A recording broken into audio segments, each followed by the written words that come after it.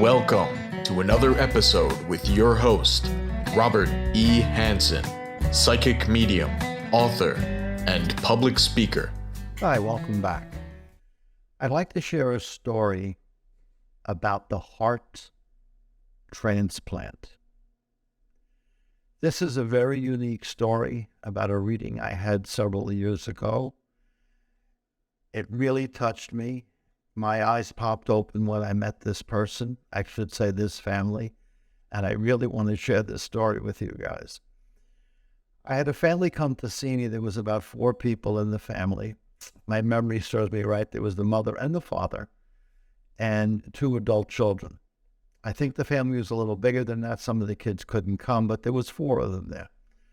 And the reading took off. We were talking about the grandmother and about how someone passed away in a nursing facility and how someone, had struggled with some kind of an illness and people had crossed on. And there was references, maybe very common things in reading sometimes about photographs or about, who uses someone's cookware or the umbrella left in the closet or something, kind of not traditional things, but things that pretty much amp up in readings from time to time. And I try very, very hard to tell people that, there are things that are just common across family lines. People get upset when people die. People try to be around someone who is dying when they're really struggling and they want to be there when they die. People receive terrible phone calls, these unexpected deaths. We've all, on some level or another, have experienced these things. So when they're brought up in readings, I don't particularly consider them to be major psychic moments. They just seem to be in the flows of the normal movement of human nature that comes across the boundaries of just the human experience. But not this one. This was completely whacked out. This was a little crazy for me, and I got to share this with you guys. So we're sitting there, we're doing the readings, and as I just shared, we're going through a lot of the regular stuff, and people are crying a little bit. Who was there when their mom died? Who was not there? And, the name Mary comes up, which a lot of people have in the family. And, oh, yes, my grandmother was Mary, and things like this. And then I talked about, how in certain medical conditions, sometimes people get treatment beyond the standard antibiotics or the chemotherapy or something like that, right? People get meds, people get IV drips, people get various methods of treatment. But in some cases, the situation with the organ that is in trouble is very, very seriously damaged. So I leaned forward into the reading. It's an expression I use. And I looked at them and I said, I'm being told about the presence of someone that has died, who died in an auto accident.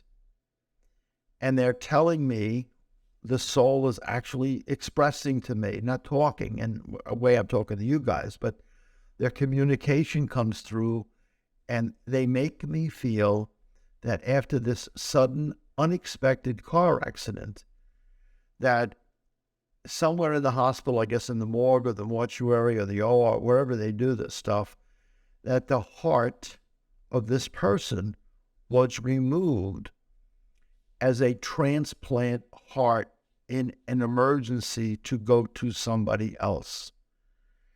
And I looked at them and I said, do you guys understand that this happened to somebody in your family? I mean, it feels like a family member was killed in a car accident. And of course, they wound up being killed and being sent right to the hospital, right to the morgue. And at a certain place in this person, there was a decision, whether it be on their license or through family members, that they got the permission or the approval to harvest this person, it happened to be another guy, harvested his heart. Well, this family almost fainted. They were unbelievably moved. So I'm like looking at them, I'm like, okay, I mean, if you know somebody that died in a car crash and their organ was transplanted, it's a wonderful thing. As a matter of fact, on my own license, it gives permission for organ removal should I cross over unexpectedly and they can harvest my eyes or my kidneys or my lungs or whatever to help a child or someone else have a better life. and I'm already crossed over. What good is my organs to me? I don't need them. So I'd be very happy to let them harvest it. It would be fine with me. Not everybody likes that, but it would be fine.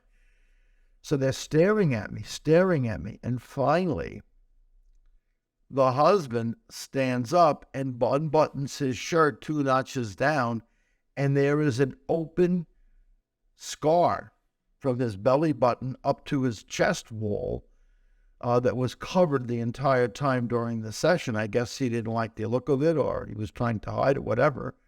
And he says, I received the heart of a person that was killed in a car crash. My eyes went like saucers. They went wide open. And I said, did you know this person that was killed? And he says, no, we just got it. We found out later who it was, but we never met them. As a matter of fact, I think they were from another part of the state, and it was rushed down by helicopter or something, and I got that heart because I was dying. I said, well, this is beyond anything I've had in a reading like this in my experience. But I've got the presence of the man here who was telling me that he was killed in a car accident. He's telling me or expressing to me or communicating to me that his heart was received. And now that I understand the dot connection here, he's coming to you to let you know that you have received his heart. And everybody went wild. It was crazy. As it turned out, the family had eventually connected with him. They did tell me that they contacted the family to thank them for the heart. But at the time when it took place, they had no knowledge of this guy.